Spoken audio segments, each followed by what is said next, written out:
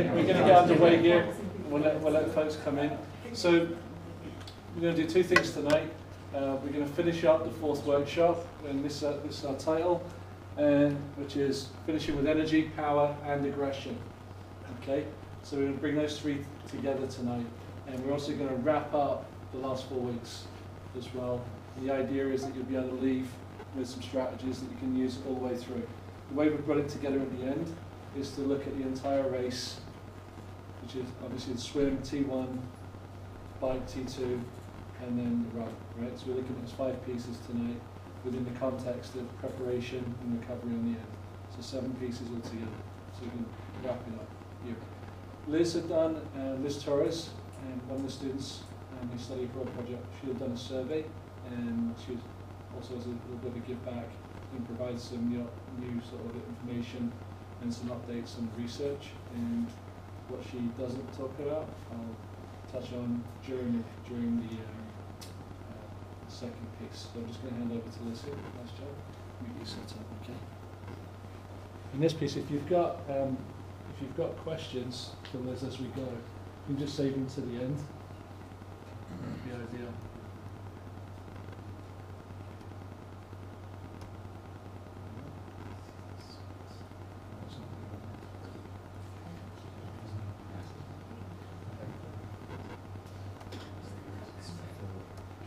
There we go. All right. Hello. All right, Liz, off you go. Yes, so my name's Liz, and I'm currently a student at University of Illinois at Chicago. I studied psychology, and I graduated in 2013, and then I decided I wanted to do nutrition. So now I'm currently in my first year of nutrition at the University of Illinois at Chicago, and currently I'm studying sports psychology with John.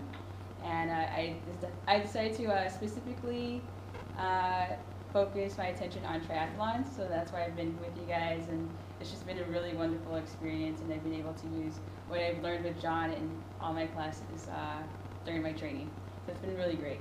But today we're going to talk about hydration, and during the survey, there was 22 of you that filled out the survey, and it seems like a lot of you have some plans or already know a little bit about this, but I'm just going to give you some basic information for those that don't, and I'll just go through it.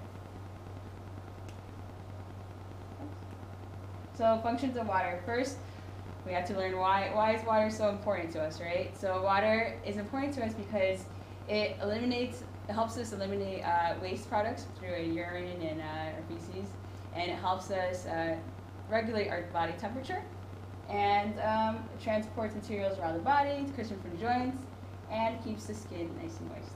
Just a couple of functions. There's a lot more. So signs and symptoms of dehydration. How do you know you're dehydrated? Well, you could first check your urine to see if it's dark, if it's a dark color, if you're feeling fatigue, if you're feeling hot, if you're feeling like you have muscle cramps or shortness of breath, then those are probably signs that you are dehydrated. So fluids and electrolyte replacement during exercise.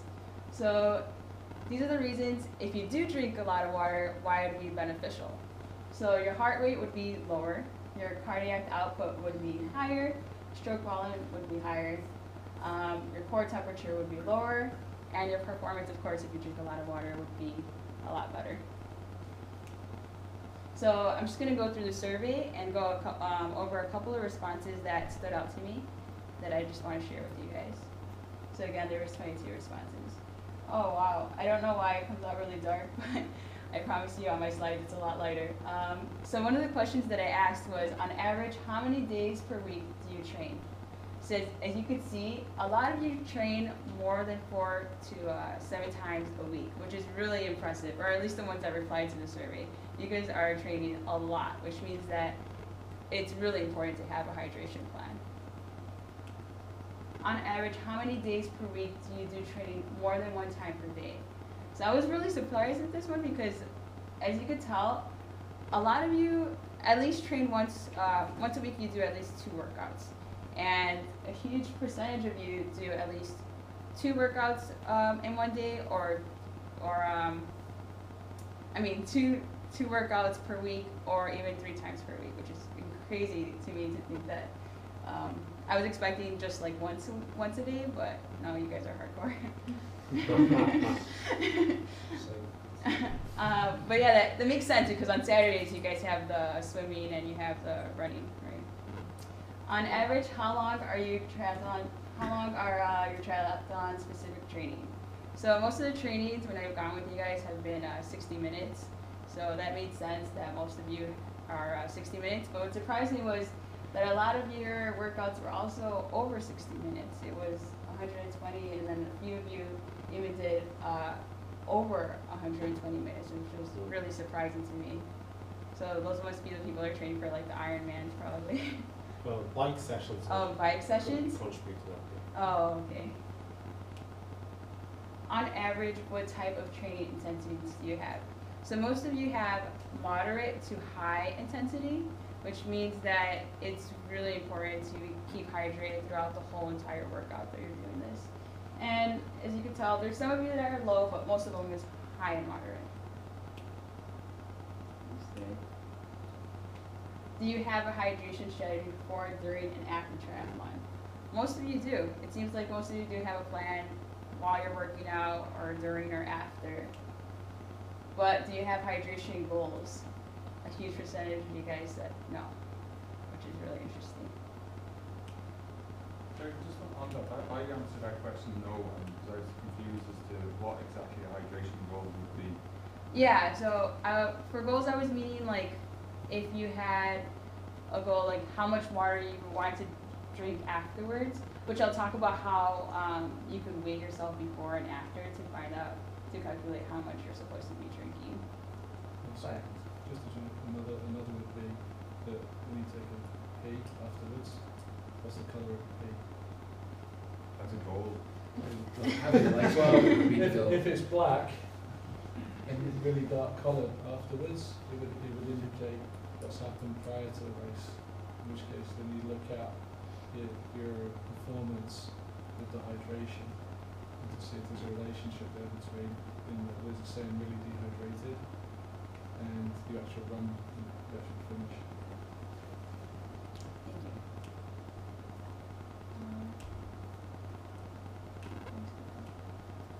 Do you weigh yourself before and after completing a triathlon? A majority of you said no. And that's the best way to calculate whether or not you're drinking enough fluids. We want to know who the two weirdos are. The weighing scale, the weighing I always had to weigh myself pre and post competition. That's one. Okay. We'll find That's good. So hopefully, His goal is to have purple pea at the end. so hopefully by the end of this, you'll be implementing that more into your practices and your training. So which describes your preferred hydration drink? Most of you guys said water, and I know water is really great for you, but since most of your workouts are over an hour, it's really important to implement sports drinks or electrolytes to replenish what you've lost. And again, electrolytes is like sodium, and it's a combination of sodium, potassium mostly, and a little bit of magnesium. And those are things you're losing when you're sweating. So drinking speed. So before the race, it kind of makes sense. You're drinking slower than you usually would during a race. And during the triathlon, you guys are sipping very fast, the majority. And then the responses afterwards, it kind of varied. A lot of you didn't really know. It says I drink both ways, so you drink fast, you drink slow. So it's kind of just important to keep track of how you're drinking or become aware of how you're drinking so that you're calculating how much you're drinking, which I'll get into in a little bit. So how much should athletes drink during exercise? So fluid intake can vary between different people. It just depends on your genetics. It depends on your gender. It depends on your body size. So if you're a little larger, you're going to need a lot more water. It depends on your fitness. So people that work out usually sweat a little sooner than people that don't work out as often. So they're going to need a lot more water. And then your environment. If your environment's really hot, then you're going to need a lot more water. Luckily, you guys have a nice temperature. I know in Chicago it could get to 90 degrees, which I'm not sure how much it is in Celsius, but in the summers, I usually run in that temperature, so I need a lot more water than here. What affects sweat rates? So usually, sweat rates, you usually could lose about 1 to 4 pounds during your workout, and you just have to figure out how many pounds you're losing while you're working out. Again, it depends on the sport. You guys are doing triathlons. Depends on the body size. So the bigger you are, the more water. Intensity, the more intense, the more water you're going to need. The clothing you're wearing, the weather, and how well you are training. Is that per hour, the race, or? Yeah. Yeah, so if you're doing a sprint, you're going to need a lot less water than someone that's doing an Ironman. So how do you calculate your sweat rate? So this is just a simple calculation, although there was one that was a little bit more complicated, but I just chose to use this one. So before you start exercising, it's important that just to test out like how much you weigh, and then weigh yourself after. So you said you do that already. And so this is just an example of how to calculate it. So if there's an athlete that's 150 pounds, and after the workout they weigh 146, you would just minus that, and they've lost 4 pounds, and 4 pounds divided by their 150 is 2.7% of their body weight, which is a lot. I know you guys do kilograms, so I don't know if you know what I'm, yeah, it's okay, okay. So what I think is really important is to practice a program, practicing drinking while you're training. So let's say you lost your 4 pounds. For every 4 pounds that you lost, you want to replace it by 16 ounces, or it would be 0.5 liters of water.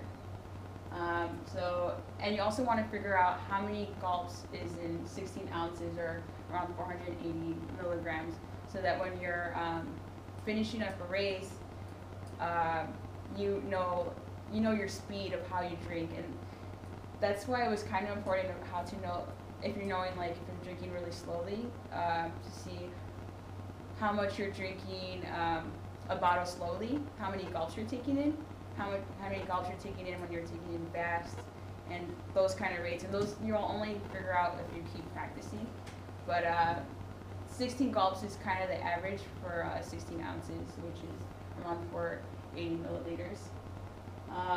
So if someone loses 4 pounds, that's 64 ounces lost per hour. That's a lot. And in order to replace that, you want to drink 16 ounces every 15 minutes. So one way to do that would be after your training, after you're done running, to kind of set a watch, and every 15 minutes just keep drinking little by little to make sure that you're continually replenishing your body with water. So on race day, it's really important to write down your goal, or write down how much you want to drink, and then it's really important to actually follow up with it.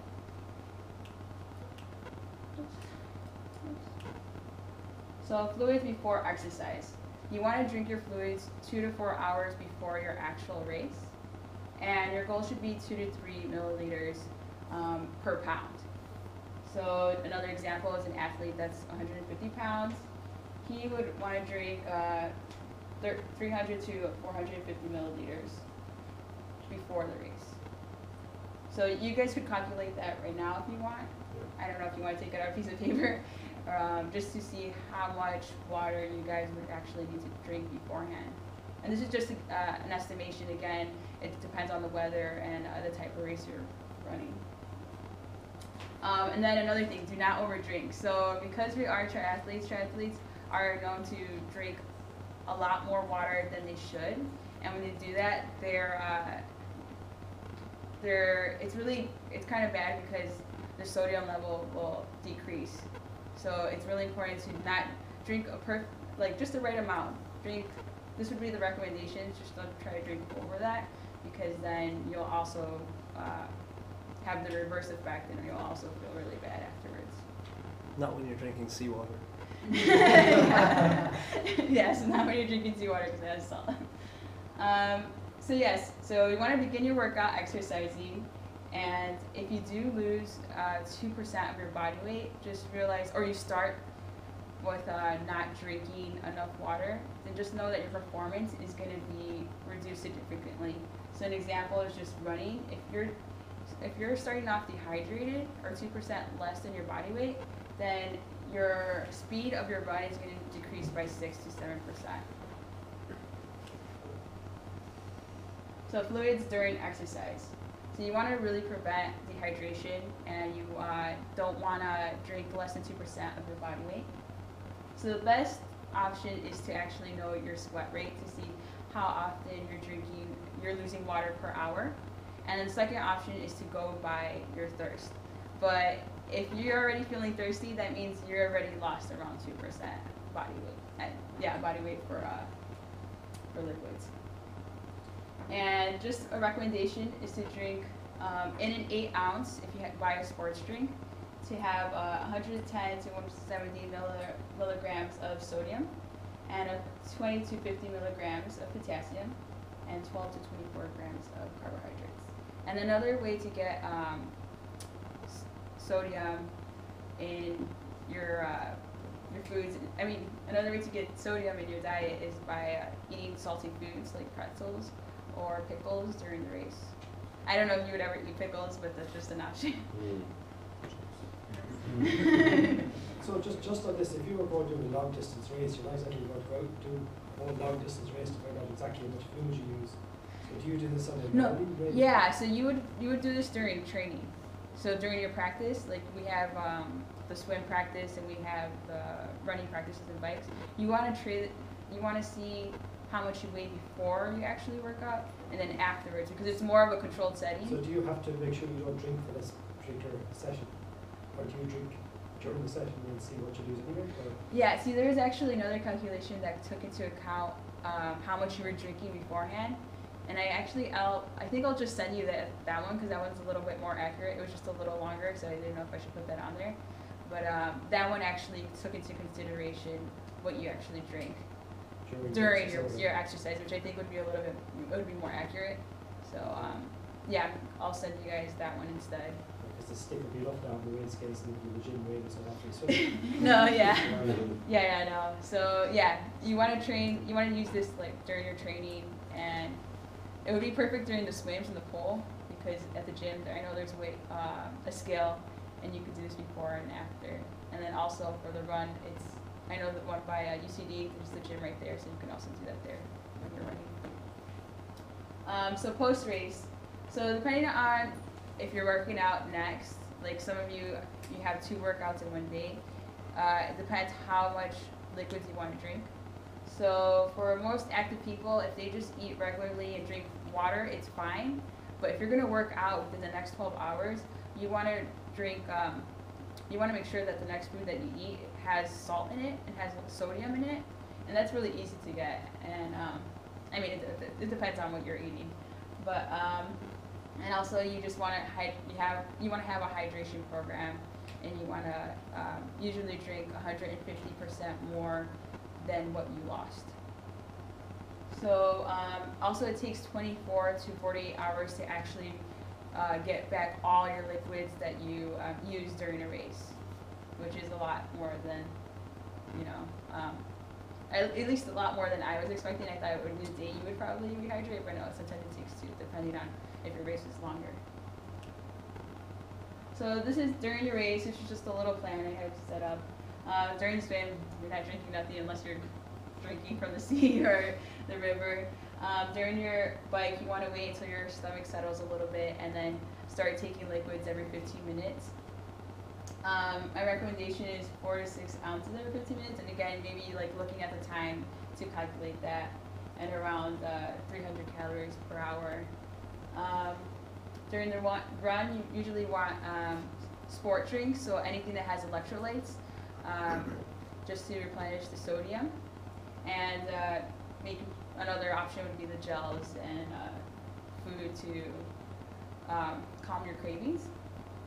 And supplement with extra electrolytes if you need it. So like a person that's doing an Ironman probably would want to consider more, maybe salt tablets, maybe sport drinks that have more sodium in it. And your target would be 240 calories per hour. And after race, these are just some rehydration recommendations. So you want to start every 15 minutes, and your full restoration of fluids may take 4 to 24 hours right away, but then again it might last 40 hours like I said before, and then you want to consume 150% of what you've lost.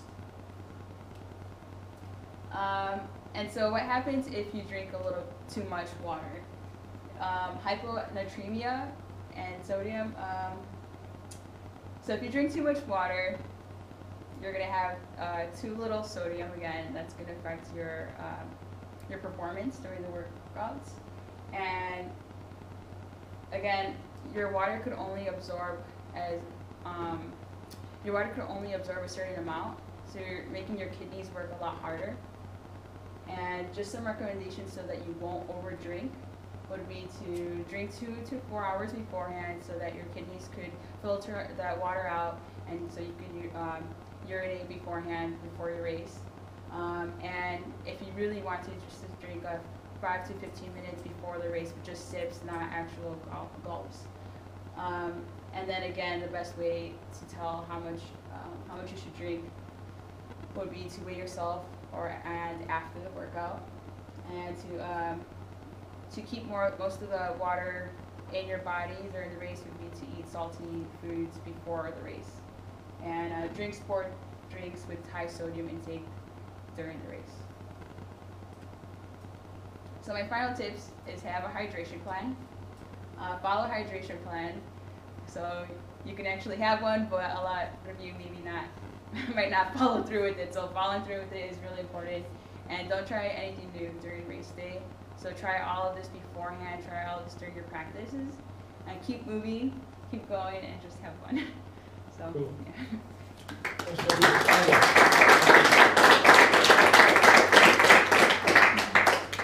You guys have any questions? I have a question. What happens if you start out dehydrated? Yeah. And then you do a race? I mean, does that, if your rate is 2%, right? Yeah. Do you then go down another 2, or does everything cease, or what happens? Yeah, I mean, if you start dehydrated, then your performance isn't going to be as well as if you were hydrated, and then you would just need more. You would need sodium, or you would need sports drinks during your workout. Like if you're just drinking water, then you're just slowly decreasing your performance. Yeah. So that's something you wouldn't want. But I know I've done that before where I didn't drink that much water beforehand, and I could completely feel it right away and I could tell that my performance wasn't as well as when I am hydrated. So a question for members. I mean, I have a real problem drinking on the bike because my handling skills are so poor that I don't want to threaten falling off the bike by reaching down, particularly if I'm on the bars and I'm trying to get my water bottle and I've got to come up off my water bottle so I'm more steady, off the bars so I'm more steady so I can then grab my bottle. Did anybody? Get a water bottle and bounce between your bars with a straw that comes up and you have to change position. Practice. That's true. You can actually get a bike that has the water built into the frame. So one of those for sale is really cool. Probably about 10 grand. Okay, no, sorry. The other one is the bladder pack, which has the hose that comes forward. And actually, on your back. Yeah. I have never seen. No, I'm familiar with the concept, but I've never seen anybody race before. Yeah. If you do send they use it on long distance adventure races. Yeah. Long Just a given. They don't seem to use them on track. No, I've seen them on marathons, half marathons. Yeah, which is strange when you bring them, but the adventure race everybody has them. Bottles that are between your bars and stuff, you actually dip them initially just nod your head, that's it. Check that out. Yes.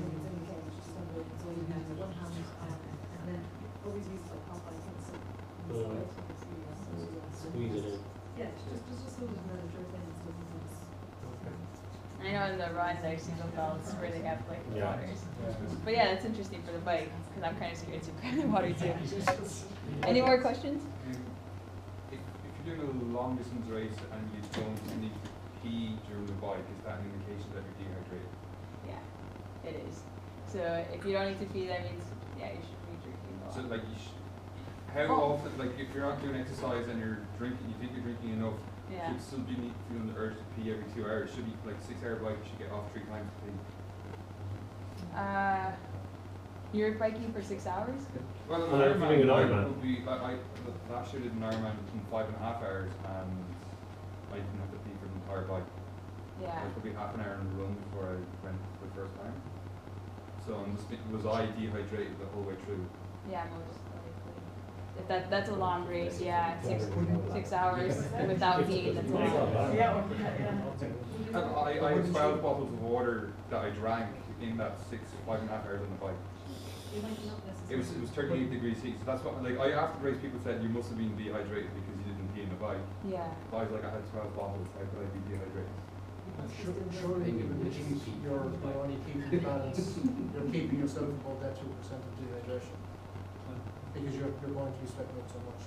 The way that I would recommend using the information Liz has provided is as a template. Yeah. I think she said several times that there's a lot of environmental factors that influence it. I think, you know, if folks thought that you should be dehydrated, that you were dehydrated, I think that you're more what Matt Fitzgerald has been talking about, which is what Liz has talked about as well.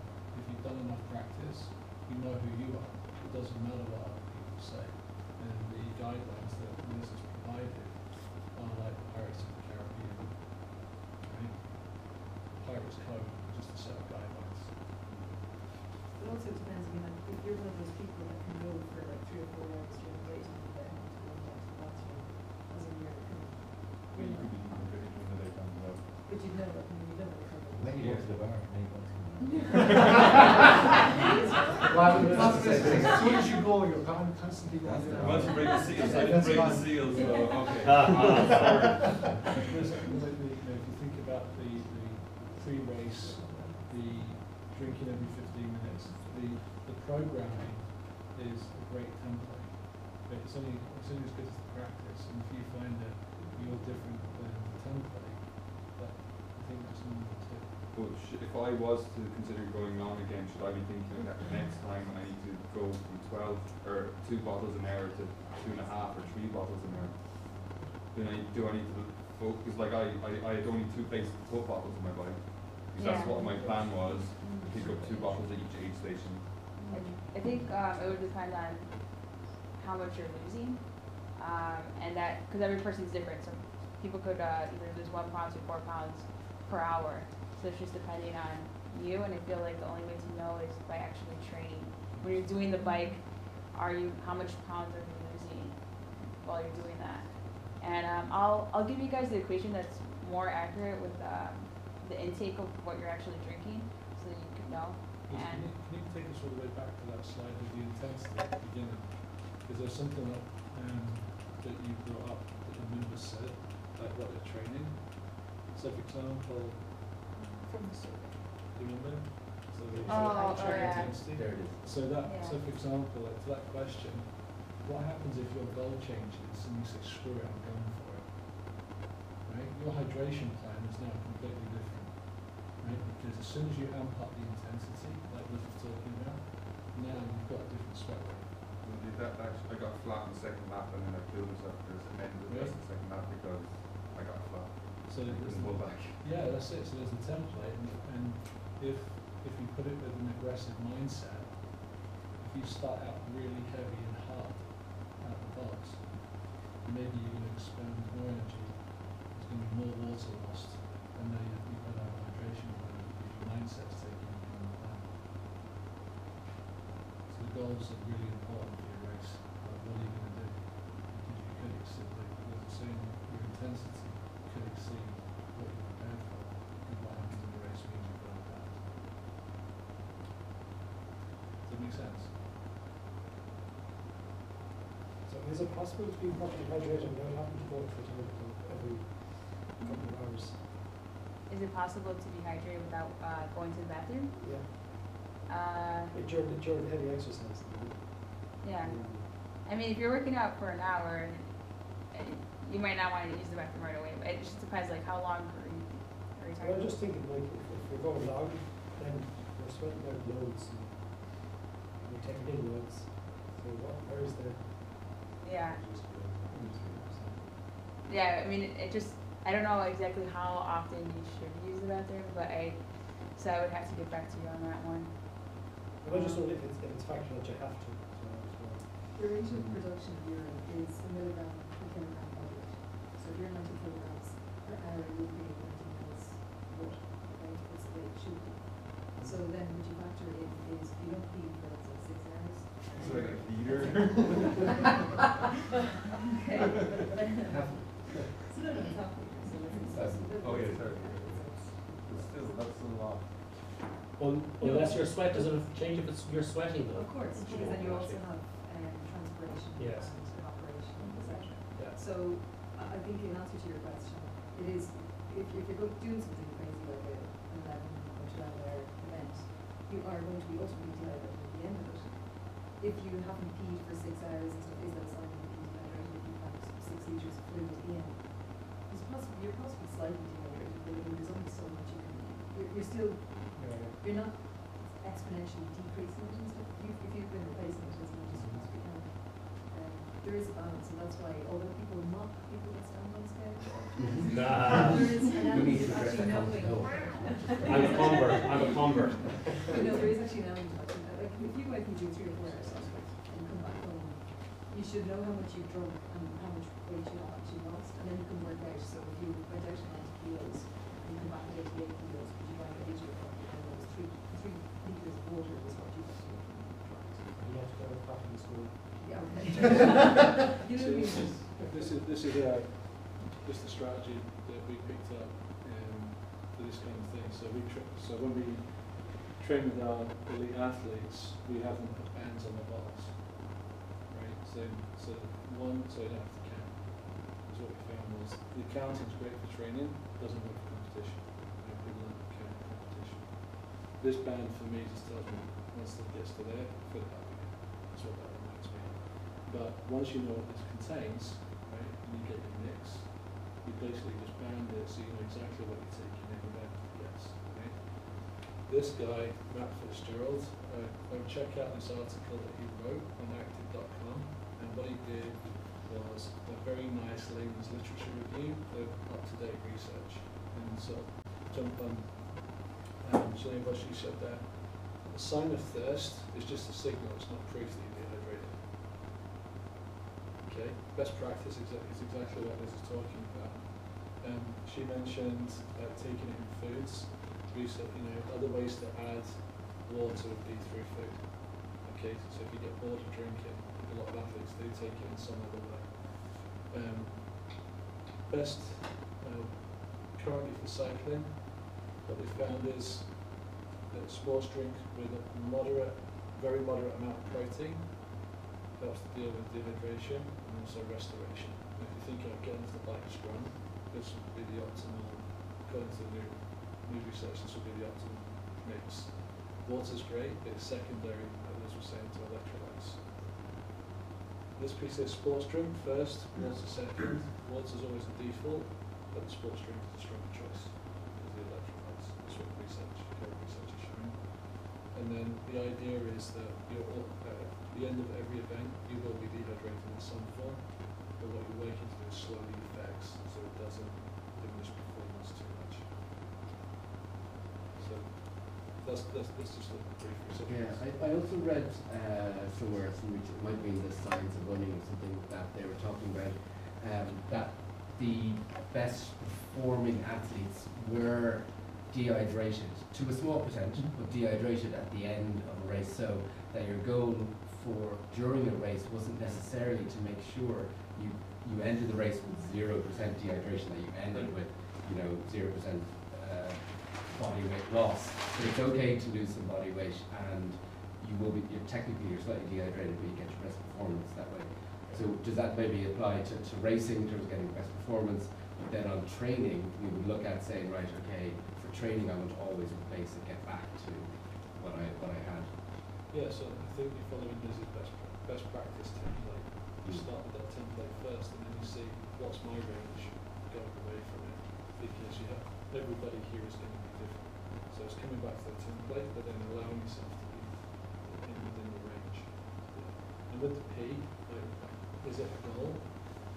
That would be a good goal. So at the end, you're taking the P, you look in the bucket, you're like, okay, how dark is it? If it's not too dark and you've had a great race, you'll be thinking back now, okay, reevaluating the race that I've just had, reevaluating the effort, and then keeping that, so okay, this seems to work, and chalking that up and keeping it as a strategy. So that would be a goal. Same on training for a double session like you're doing on Saturdays. Swim run, it's a swim run, right? Yeah. Great time to practice. And you might even advocate actually taking less water in after the swim and then amping it up through the run. Or going vice versa. Taking a lot in at the beginning and then cutting it down so you can play with the recovery. So you can feel it yourself before you do it. Because it's really hard during a race to calculate. Nice job. Can I ask one more question? Absolutely. Well, a kind of famous thing, I don't know if anybody's read Chrissy Relton, but we've heard about Brent Sutton kicking a water bottle. Okay. During a swim session, he said no one should swim during no one should drink during a swim session, because when you get into the triathlon, you can't drink. While you can see, I personally don't drink because I'm not used to, I grew up swimming without drinking during a training session, but everybody else in Piranha anyway would have to bring a water bottle and sip during training. Is that advisable or not advisable, because you are eventually going to race without a water bottle? Well, psychologically speaking, you would like to train as you would compete. So it wouldn't be that you feel that. But then it depends on your sets. If you're going to be, so like for example, if you're swimming 1.5k, you're going to be in the water for say 20 to 30 minutes, then it might be that distance apart for actually taking in fluid. But if you're doing maybe super sprint, maybe 400 meters, maybe do that, right? And in the pool, you're likely to be swimming for an hour, right, as opposed to just the 20-25 minutes. So. And Westwood about 25 degrees. Yeah, I was going to say, Yeah. So I would advocate training as you intend to compete. That would be my recommendation. Sorry, just I have one Yeah, hi. curiosity. Magnesium, for example, is something that is absorbed by the body immediately, or you have to have a strategy starting, I don't know, from the day before, you take some more, or is just absorbed immediately when you're doing something with You said magnesium? magnesium. Do you know much about that? I just know that in your body electrolytes it is made up of sodium and potassium. Magnesium just a little bit though. Is it better to take it 24 hours? yeah, I probably wouldn't want to take too much 24 hours because it's a natural laxative, so. You said a natural laxative. No, but magnesia. Yeah. Yeah. Okay. Very nice. I didn't know that. It might be something. Where does what? They don't hurt. I personally don't like electrolyte drinks. I take a salt on it.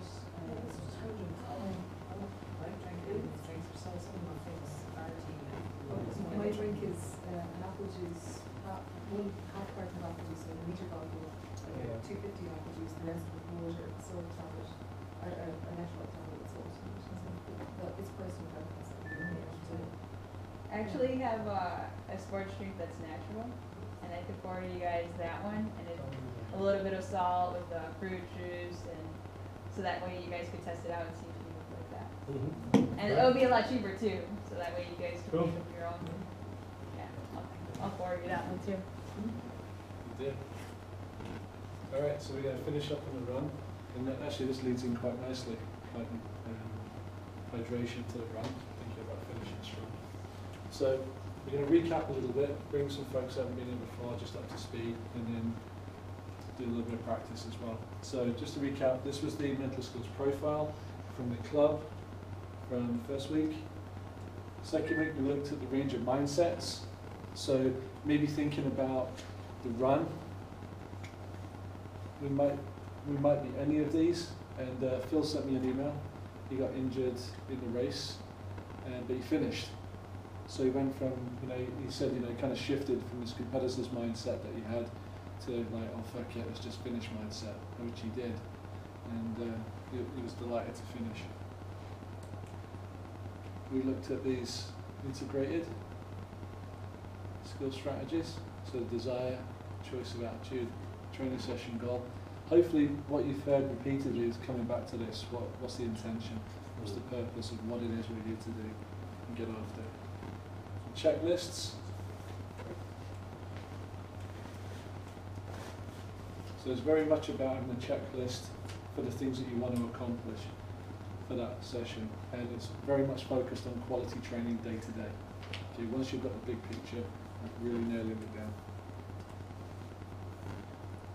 Range of possibilities. Last week we introduced this for the bike, but it's also the run as well that we're thinking about.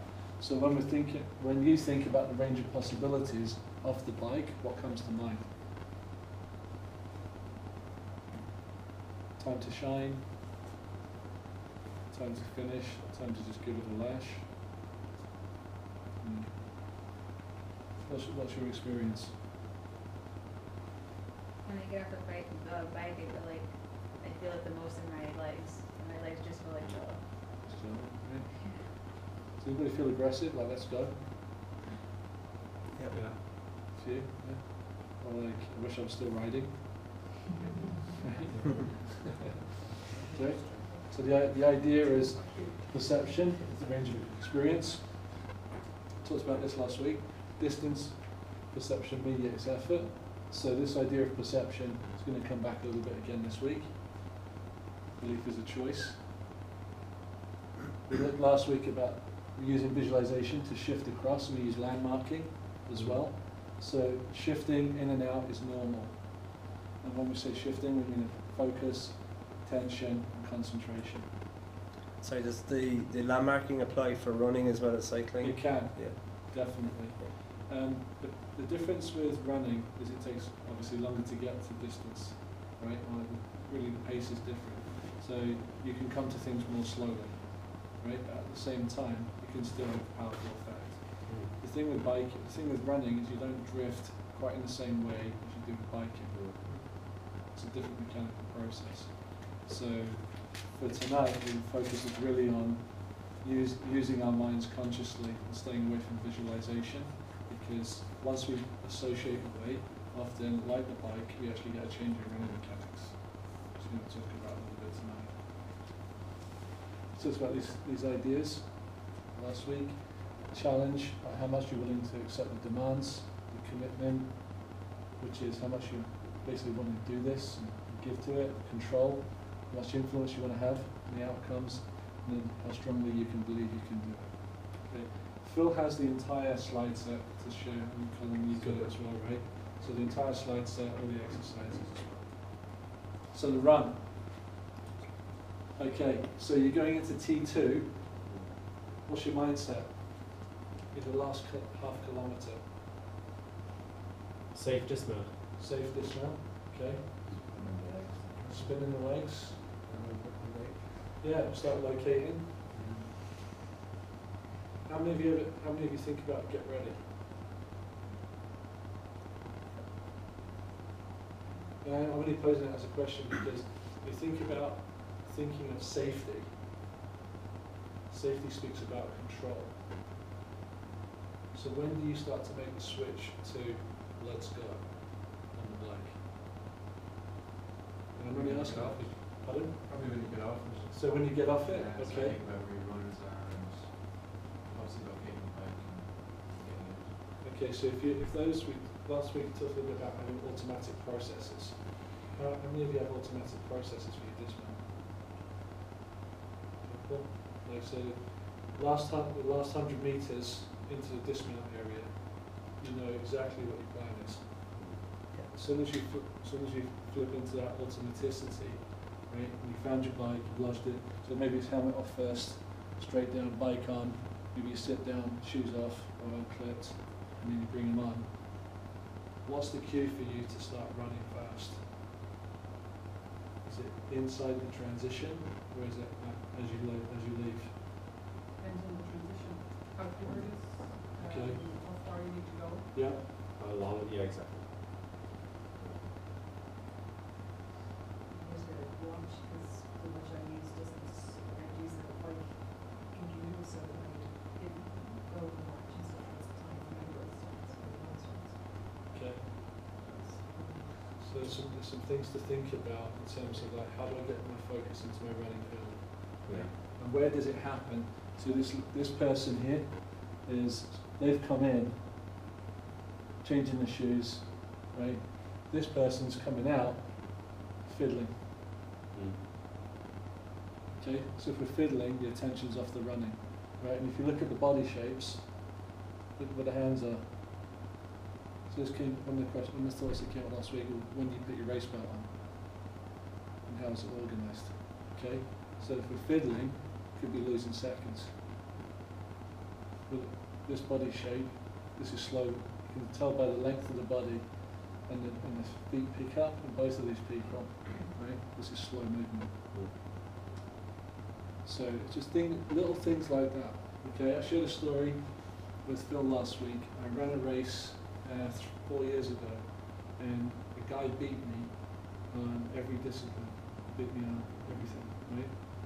And he took 4 minutes and 33 seconds at T2, and I took 18 seconds. I'm beaten to third place by 3 seconds. He beat me on everything.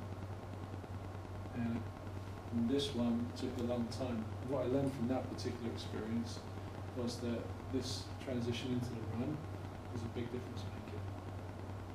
It's a difference maker because from the point of view of planning and preparation, if your strategy isn't clear, how you get off your bike and into your running fast, you're losing time. And if you're there to race, it's a moment where you're losing. So it's kind of like how you approach it.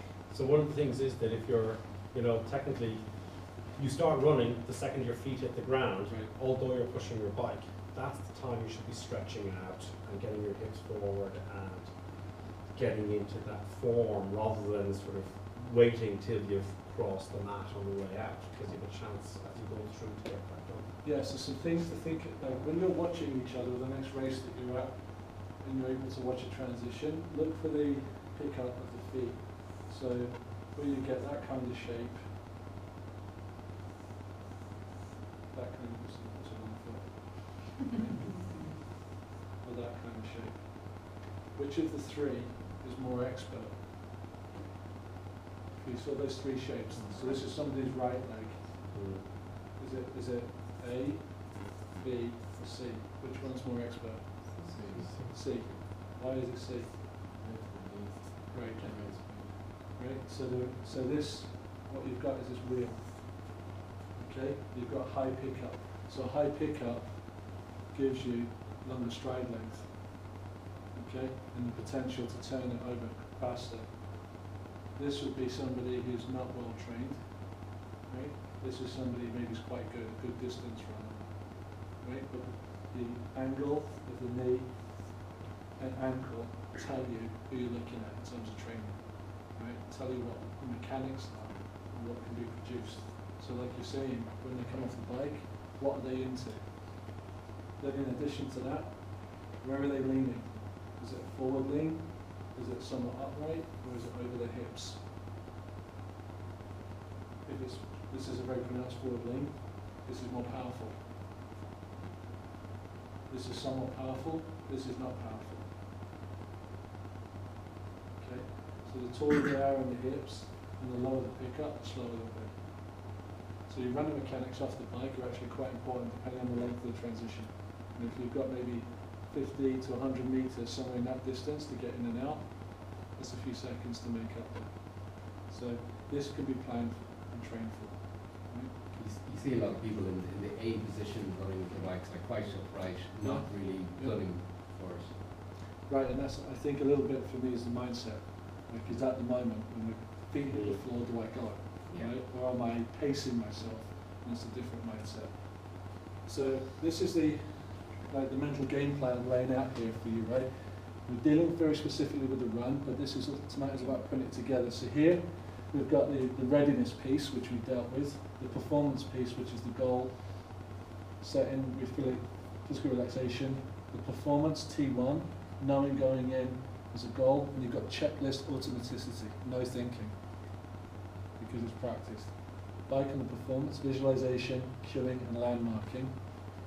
Performance for T2, automaticity of checklist, because you can control that space. On the run, goal setting, self-talk, and energy concentration.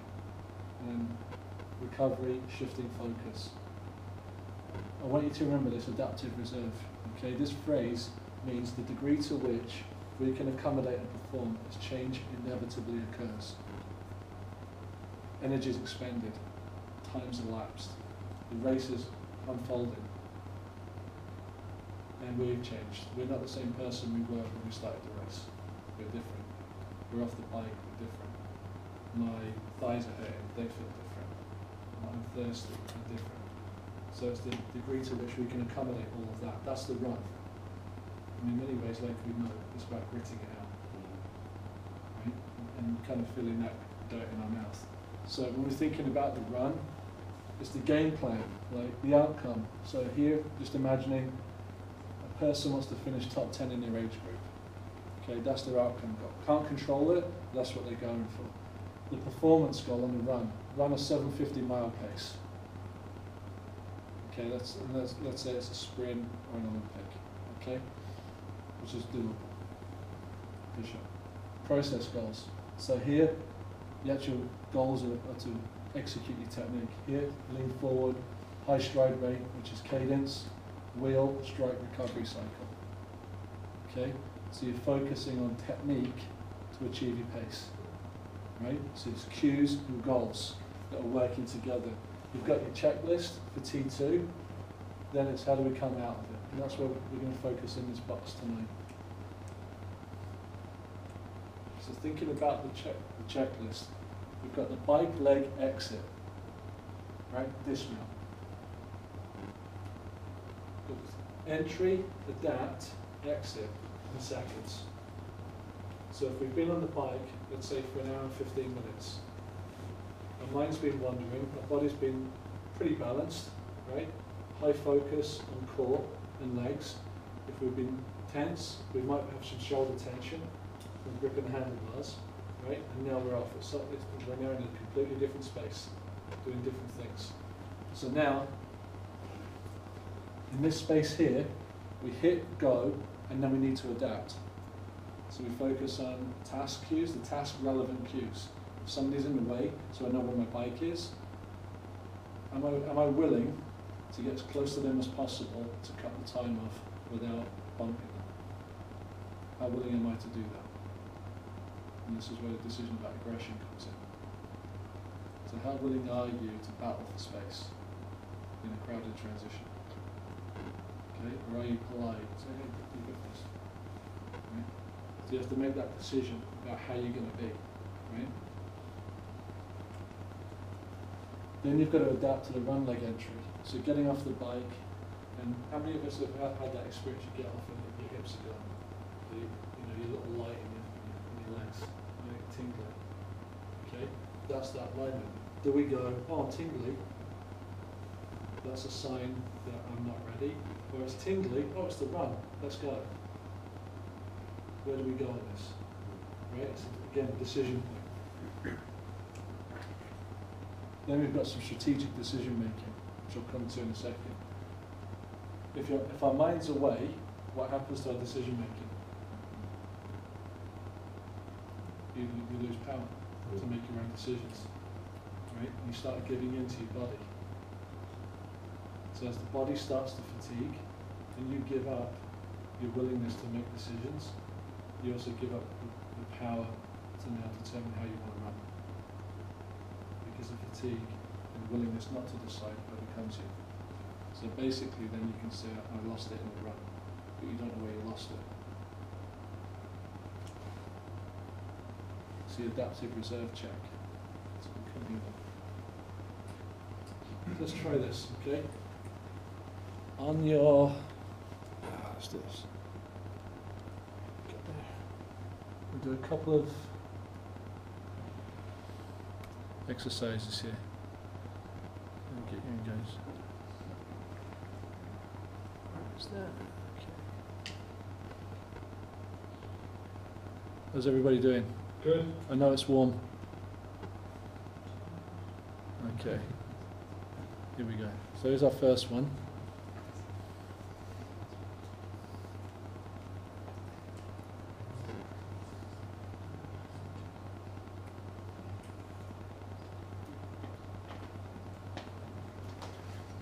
Okay, so you're coming out of T2, just for yourselves, you're coming out of T2. What are 3 negative statements you could make coming out of T2? My legs are, I feel like lead. Okay.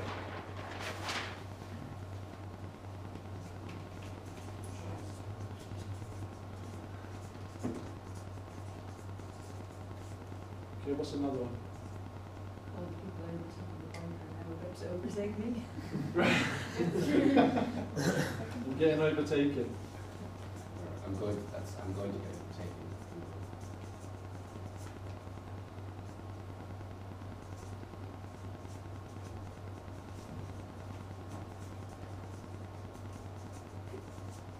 Okay. Another one. I can't believe the winner is actually just finished now and I'm just starting to I know, that sucks. You should have come back. We're not really involved in those, but it's okay. just passing the line.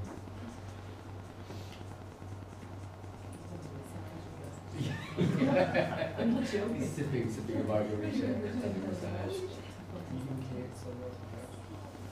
Okay. So then, how can you help yourself recognise your statements?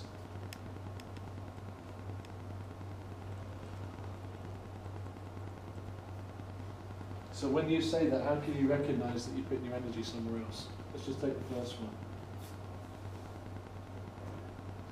Just as well I did all those brick sessions. Okay. Okay, that would be a replacement, but how Oh, could you recognise that? Recognize that it's a negative statement. Yes. So that would make you present, right? I beg your pardon. No, it's okay, it's cool. So that would make you present Yeah. if you go, oh, what do I do?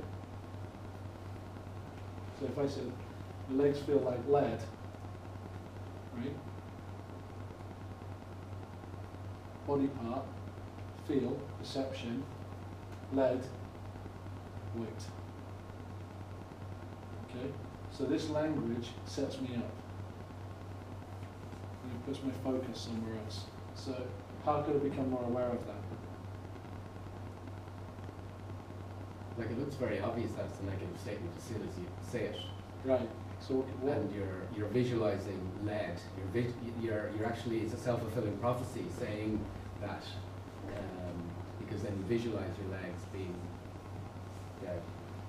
Okay, so here, right, how can you help recognize negative statements? Is it true?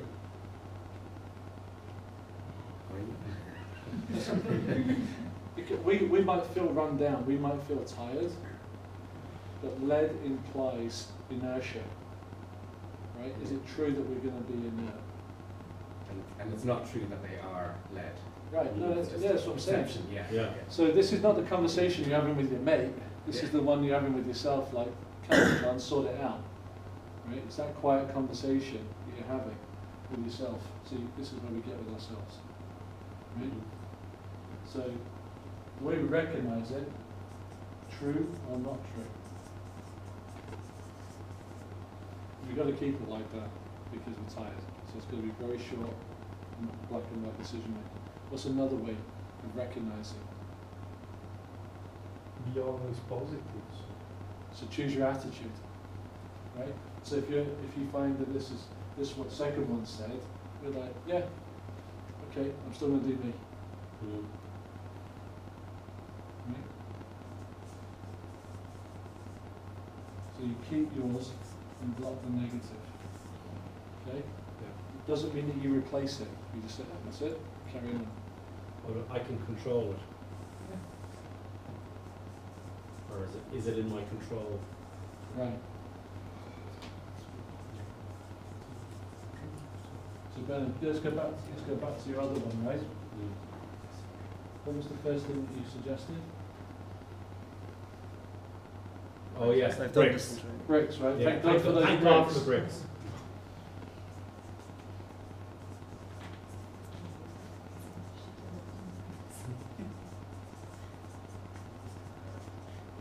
another one. So this is early in the race still. This is just getting T2. T2, right? I'm gonna try and hold that position. I'm going to try and hold.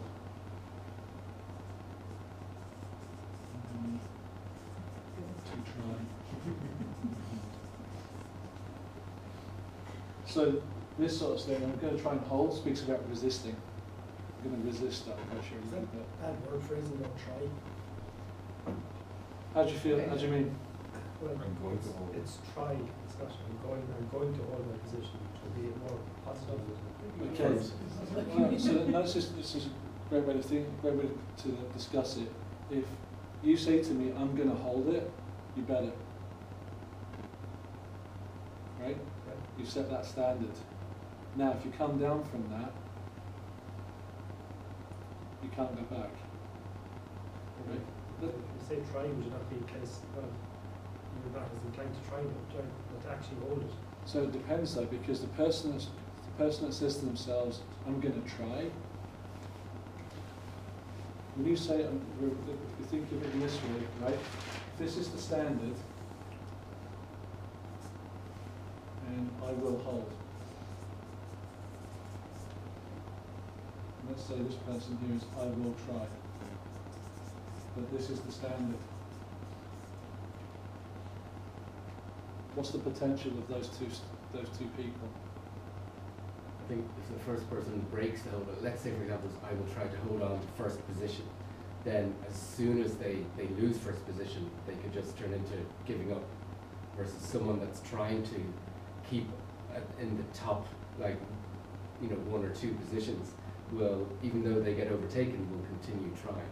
So, yes, in both cases, right? But also, this person I will hold are so motivated to avoid failure that they'll tear themselves to hold. Right? But this person can keep going. The potential here is greater because there's no performance standard. And this person can say, I'm done, I'm holding it here. Because this person is saying, if you're like this, right, when you burn all your boats, there's no going back. That's the standard. So for you or somebody else, it might drive you, right? If that's the language, and that's good, no problem with that. For this person, it's fine if they say they'll try. The ultimate test isn't how you finish. That's always the ultimate test. How much quality did you get out of yourself in the performance? And if this worked, like pistons, keep doing it. If this works, keep doing it. I mean, if you think about it, it's the range of people. Right? Most psychology books are written for these people. Right? They're written so that the average person can move in that direction. If you're doing an Ironman, you're already over here. If you're doing an Olympic, you're already over here. You're already so far away from the general population. Ironman finishers,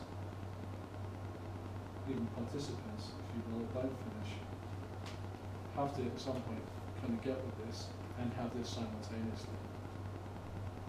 It's not one or the other, it's often both. But what you're not, in either way, what you're not is average. You cannot be average doing what you're doing. It's just what works. So if your fire comes from this, great. If the survival and the fight comes from I'm trying, I've reached here, new goal, I've reached here, new goal, I've reached here, new goal, I've reached here, new goal. And then that speaks to those mindsets, right? So this person might conserve, preserve, move on. This person might turn into a pursuer, start hunting people down. I'm not sure if you say it's well pursuer. But this person starts hunting down, and this person's like, okay, I'm going to take it to here, and everybody's going to have to meet my standard. Right? So there's no right or wrong way. It's really which one gets you to the finish line on the run the best. Right? With the most power, and I also say the most aggression. Is that going to meet you? Yep. Have you thought about your run like this before? Like the way we're talking about it? So if it's different for you, what's different about the way we're talking about it now and the way that you thought about it? It's more that it's involving other people. I always just think of my aim from when I start to when I finish. So it's more people driven, kind of how many people can see you, so you have enough motivation to keep going, and basically stepping out of yourself and looking and taking it from a different perspective. And it also means you can still come back to what you know already, but it's using other people to get after it, right, to elevate the energy. I like these filters for discounting the negative thoughts. I think that's very helpful. Yeah, I find that the folks that adopt this, like in my triathlon research, and I'll show you exactly what we did here. In my triathlon research, the guys that actually adopted the strategy that I'm going to share with you, by breaking it down into the way we did it and consciously adapting their mindset with the physiological response, then a much, much stronger experience in the run. And they were able to keep the pace for longer, which obviously for them increased the satisfaction. Okay. So some of the types,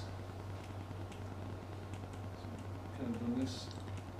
Some of the types to think about, like being positive, negative. Some folks will be like, come on, you're letting yourself down.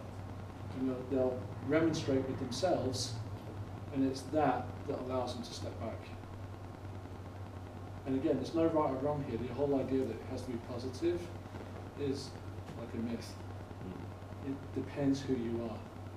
So you can really get angry with yourself, providing the anger is then channeled into what you're doing.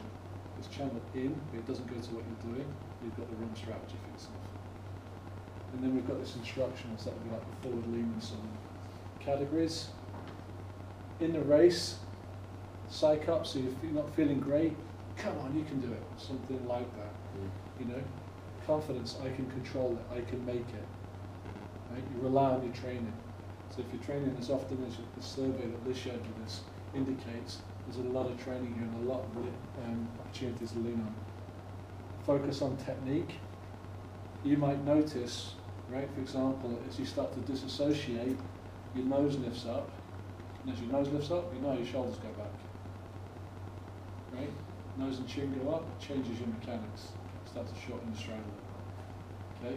That would be an opportunity as soon as you recognise your eyes are different, just to give yourself instructional cue. Chin down, eyes down. Okay? That's a focus. The anxiety control, you know it's going to be painful, you know it probably won't be fun. Okay? You know it's likely to be unpleasant, but you love it. Right? You love it. And that's where you can start calming down. It's not that you're not going to finish, you're going to finish. And there has to be something so exceptional to take it away. So once you recognise that you're going to finish, it's just a question of how. Some of the components, we've talked a little bit about this. So focusing on the physical, disengagement, this sucks, why am I doing this? Right? Worry, oh, I thought I had it right this time, that type of thing. I'm tired, but I'm trained. So there's a modifier. And there's this neutral, this is a classic, like, if you don't want to be present, who am I going to meet tonight? What am I having for dinner? What's going on at work tomorrow? And you start to just float away. Okay? And that's where the cues come back in. So like we've done here, all of these are short. Keep your words under 4 words. Very short, very punchy, meaningful. And it can be cliche, because the run of triathlons, if you're cliche, it means something to you. Always talk about I. Positive doesn't mean to be congratulatory, it's just think of it as energy. What gives you energy? And this we'll talk about a little bit with the plan. Now, when I deal with is there anybody, what questions do you have about the self-talk mechanics? I think it's great. I mean, I think that the sort of part of the action plan for us though is to actually go to the trouble of creating these so that you have an inventory that you're familiar with. That's what I'm going to show you.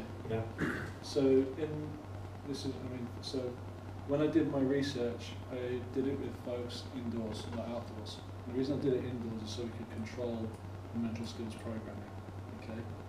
If you're not working with a dedicated coach, and you're working with a coach who's coaching all of you, it's going to be hard to get this done because you need some commitment from your coach to helping you do this. So for the run, we broke the run down into positive statements, and then on the treadmill we had them taped out, and so after every 6 minutes we'd take one off, throw it away, take one off, throw it away, and it became the focus, right? And then over time we just took the tape away, and then I would ask about every 5 to 6 minutes where you're at now, just so it was there, so it's programmed. And that was the pattern, okay? And that was the way they maintained it. The other thing we did, which is nice to do, is use a specific kind of music to tie tempo with the self-talk, which is why it's useful in course. Go ahead. Look, can I just ask one thing? Last week when we were doing bike, Yeah. we had the negatives and Yeah. positives. Would it be okay to ask there's some really good runners in the room?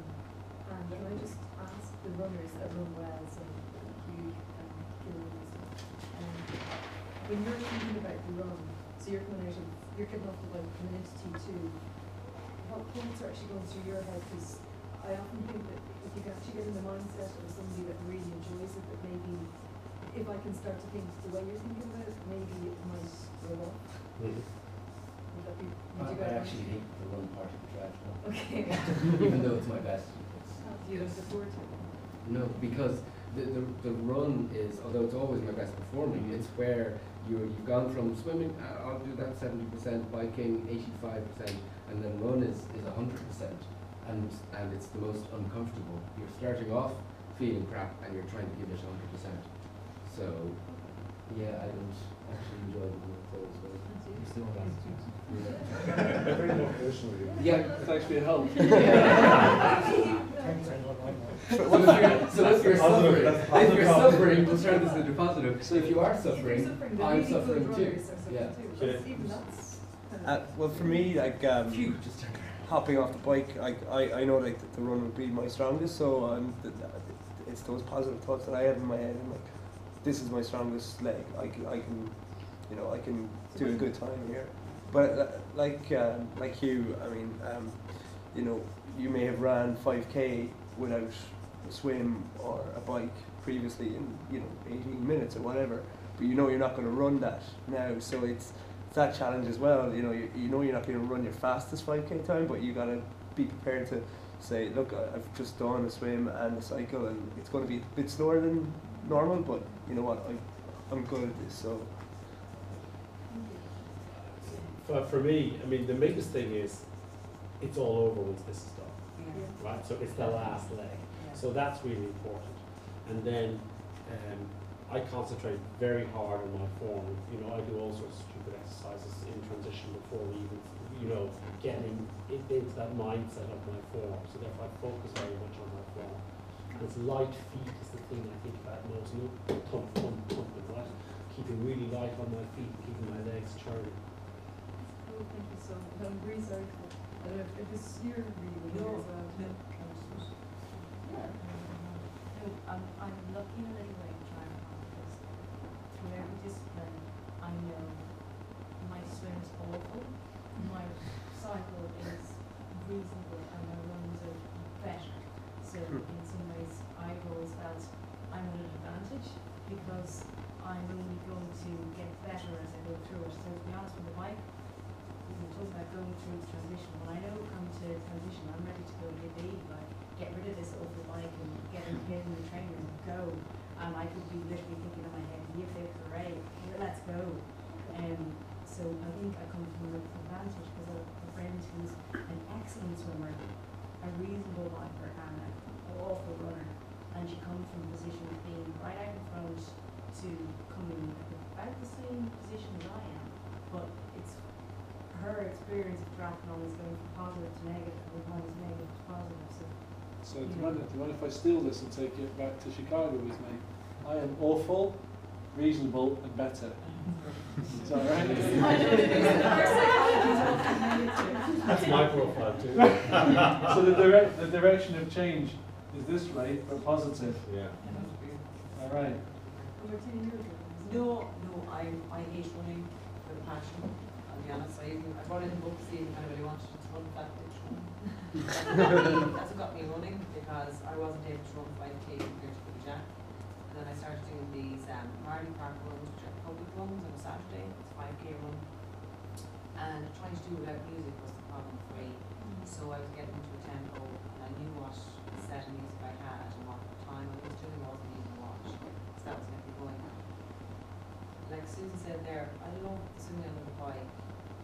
Just the dread of it, and I've been burned just there. I know it's the last leg, you need to finish it. I find that negativity comes into my head. Yeah. We're there yet, we're finished. I think just on listening to you guys, the three things that I'll be taking from it is one, get in your runners and go. I mean, I like that concept, get your runners and go, that's cool. I like the idea of get your form right. I mean, the three of us, the idea of the top runners are being challenged by this and stuff, that they're willing to push themselves, that's my actions on it, so.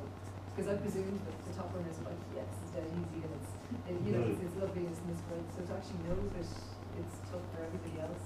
Yeah. It's just the fast guys are possibly more willing to push themselves harder. That's because we've got ahead of you so you can't see us. No, because you do the same on the bike.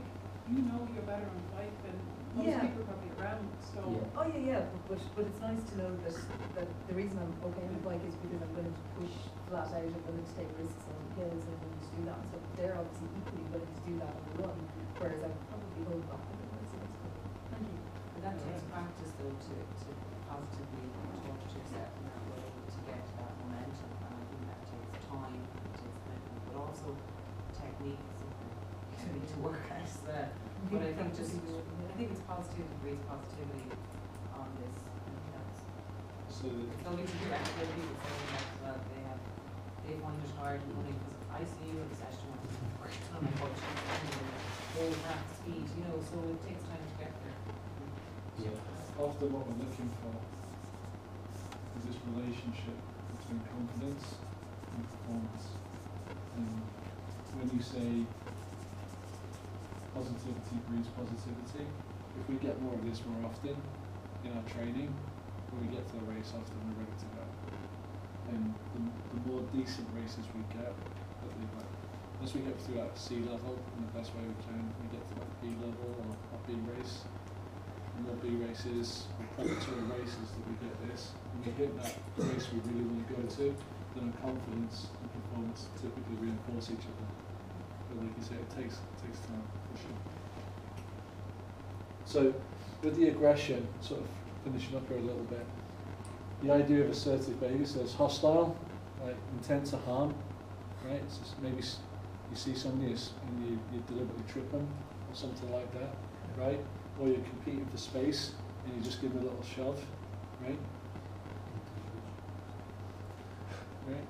When I did a race, actually when Krista and I first met a couple of years ago, the race I did the day that we met, I saw a very high level triathlete cut off this newbie on a turn, and he just gave her a mouthful. Right? He was super angry with her, and she was, and you know the sort of person that I might be talking about here. She's riding a bike that you can step through, right? It's got a basket on the front. This is somebody who's doing it for the first time, having fun. They're lost on the turn, right? Okay, that's what it is. But the guy just lost his shit and just let her have it, right? Very aggressive, right? And it was the language that he used towards her that I remember the most, because he was so aggressive towards her, right? And he slowed down, his energy's over there, and I was coming in just behind him. Didn't want anything to do with that. But that's a different type of aggression to this. The aggression here is that it requires unusual effort in energy expenditure. So where this matches is in what came up earlier. This assertive behavior uses legitimate force. So you have a running line. You take the running line early and first, and you hold it. You don't give on your running line. So if you've got turns, you cut that turn and you hold your line. You don't let anybody come with you, right? The unusual effort and expenditure, you allow your energy to be focused through your aggression. You know exactly what you want, and it comes out in your determination. But you're actually acknowledging it. You're not turning it into a fight with anybody else, but you're turning it into contest with the event itself. Right? So you have that idea about racing against yourself. This is not turning in on yourself. This is putting your hostility into your running. So you double down on your technique. You get the lean in, you get your running mechanics, and you let it go. But you're very intentional about how you approach it. That last 200, if you're running and you find yourself in a race for a place and you want to go for it, it's about taking the line first and making the person get around you. Or making them trip you. And being willing to risk it and being willing to put them in a position where they have to bust themselves to get you. It's making that decision. And that's where the aggression comes from. You're not doing anything illegal, but you put yourself in a position to win that particular battle. Okay. How does that sit with you? That kind of mindset? You okay with that? Something I wouldn't have employed before. I know if I was on the bike and we were coming to a corner and there was someone beside me, I probably would ease off, let the person pass, and then I might catch him on the straight. Then I 100% wouldn't be aggressive. I'd probably take that on board now. Would you do that on your own, naturally? If you were coming around somebody and stuff, would you be happy to step on the gas? So is it just the discipline maybe that's... Not necessarily. Probably just in my nature, I wouldn't be aggressive, and I don't know. I wouldn't like to be seen to be kind of like elbowing someone out of the way. Not saying that that's what you're saying, but just to have that mindset is something I'll definitely take. There's a similar concept I use, which is a sense of urgency. You know, there isn't time to be hanging around here. You've got to get moving and keep moving and keep going. I got the race I did in Niles, Illinois, about 4 weeks before I came here. I was really pissed off at the end of the race because I enjoyed it, and this guy came up to me and he'd taken me in the last 20 meters, and I'd been running my own race. Literally, that was my first out for the season, just running my own race, and he came up to me and was like, "I'm really glad you were there so I could beat you." Right? And my mood just tanked. Okay? And I realised for him, he was using me. He was using me to channel his effort at the end. And I didn't thank him for what he said. It was just like, whatever, let's just move on. But it was a lesson. Go ahead. Does that not kind of feed into the whole hostile aggression thing though, that like, not necessarily there's hostile aggression, but some people are just dicks?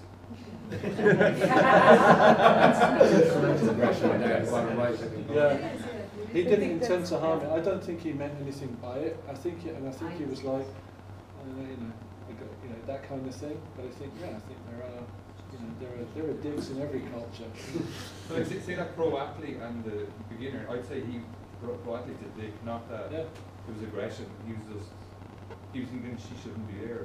Yeah, for sure. And the guy that dealt with me, he did bring me down a little bit, but I don't think he intended to. I think he was like, thank you for being there, because you helped me be better. Right? That's how I think about it constructively now. Sometimes how many weeks did it take to turn that into a Yeah, exactly. So, in other times, we can all be like this. Now, it depends how we also want to be seen. But if we want to see ourselves as giving everything or being wrecked, this is a way to get wrecked. If you want to get wrecked, you take on this mindset, and it's a competitor's mindset. It's not a peaceful mindset. So just on that, how much of that do you feel is actually fitness and how much of it is mindset? Because to my mind, there's been times I've been really aggressive with myself and I Like I did the park run that we've been talking about, I've done that 50 times. I got a PB on run 48 after being there since running 10. But that day I really felt like, right, taking on, there's no holding back. It's obviously 5 minutes slower than the rest of the room than me. But then there's other days like I kind of wonder, oh, he's just not as aggressive because I'm not as fit at this point in time. Yeah, often the amount of fight that we have is dependent on physical readiness and our physical capability. I'll say the amount of fight is the quality of the energy and where we can put it. So yesterday we had Brian Mullins, you know Brian, that's what we talked about. He talked a little bit about this with our class, and it was his belief playing for Dublin and other teams that they were at their best when they were physically where they needed to be, no doubt. And he said, when we weren't there, we lost. And he was very clear on that from a football point of view, which I thought was very, very honest of him. But we know differently. For example, I mean, if I use last year, the World Cup, for example, by the time our team, and actually the Ireland team as well, by the time we got to the 5th game, Ireland played France, and we played the New Zealand team. Both our teams were out on their feet physically. French took the Irish team, not easily, but they took it. We were done in 20 minutes.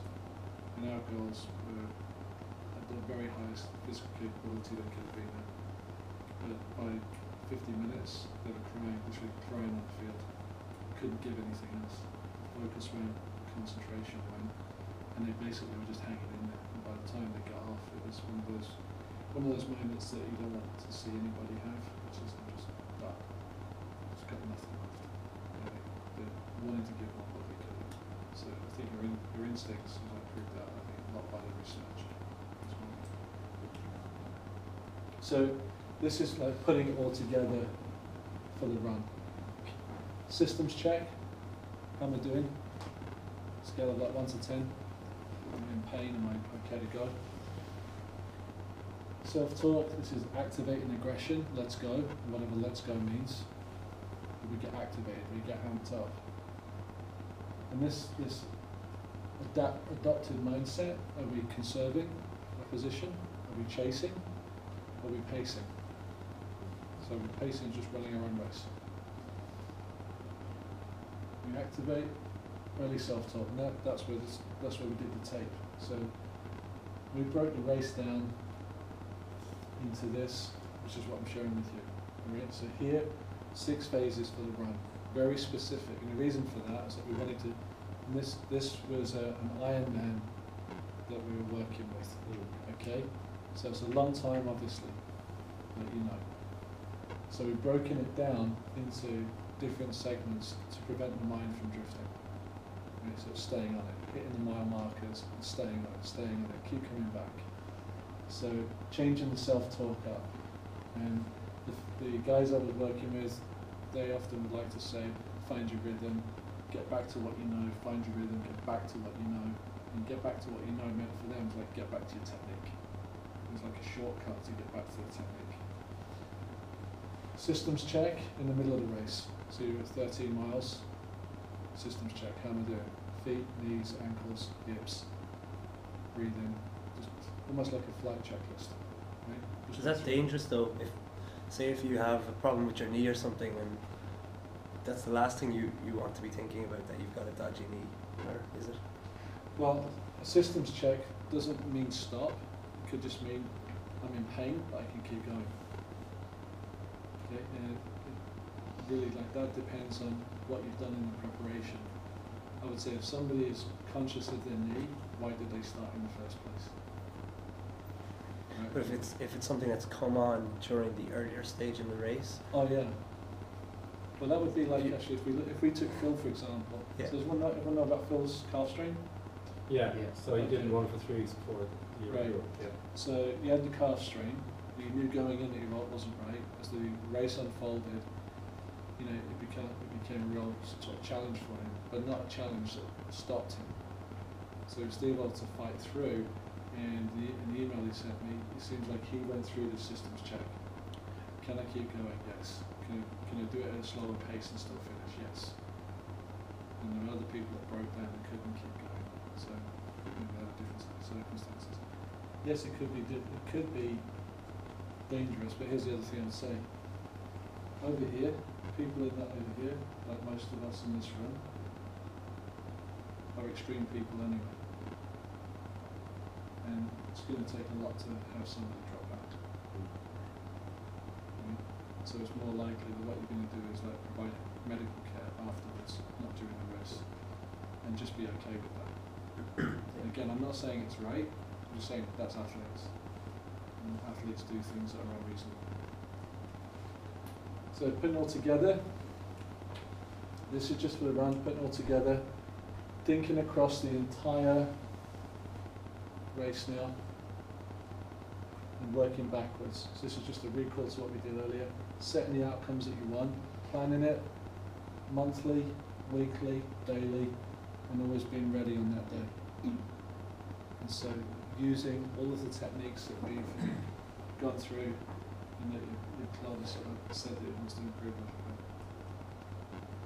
And then a competition schedule. So going back to the question earlier, when should you do this? Here we've got 3 races, and I've just gone in reverse order here. So C, B, A. So C, my get ready race. B, my preparation race for the race that I really want to compete in, and this is the one I want to go for. And all we've got here is an intensity, is the blue, volume of work is the red, and the competition is just designated down here.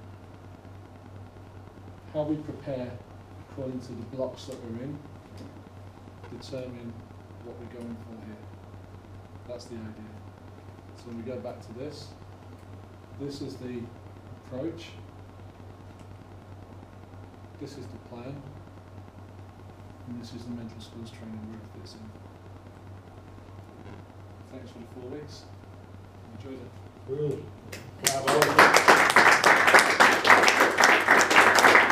So, I don't know if people realise, but this whole structure was set up simply because John, Erin and Liz were going to be here in UCD, and they wanted to give something to the community which they were visiting. And we were very fortunate that we were the ones who John contacted to say, we're here, we'd like to give a help, are you interested in participating?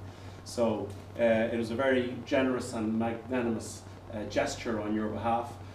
We've all learned tremendously from it and enjoyed engaging with you. We love to have Liz training with us. It's really been fantastic.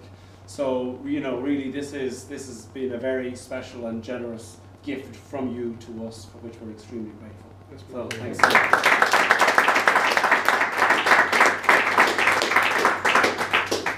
So Phil's got this, all the such a try. Phil's got the entire deck of slides plus the exercises, and Liz will send out through Phil the calculations and that type of thing. And if you want to drop us a line, we'd love to hear from you, see how you're getting on. We'd hope to come back to Dublin and to see you all again. And I personally would love to know how your races go. So I know that season's kind of amping up a little bit for everybody. So just let us know. We'll see you in Chicago, which would be great with the island delegation. And, just thanks so much, and high five to everybody. Hey! That's a high five.